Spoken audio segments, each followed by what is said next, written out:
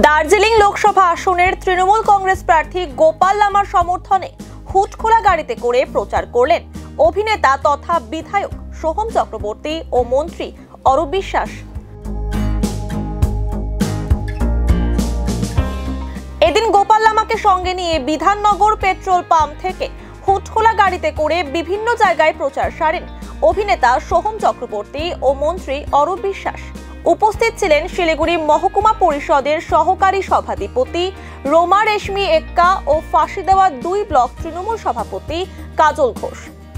এদিন অরূপ বিশ্বাস জানান, মানুষ তৃণমূল কংগ্রেসকে দুহাত ভরে আশীর্বাদ ও সমর্থন করছেন।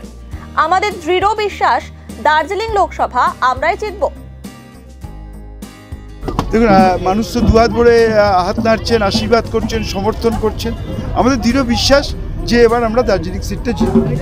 আমি খবর পাইনি, আমি একটু শুনেছি। বিস্তারিত খবর না পেয়ে কোনো মন্তব্য করব না।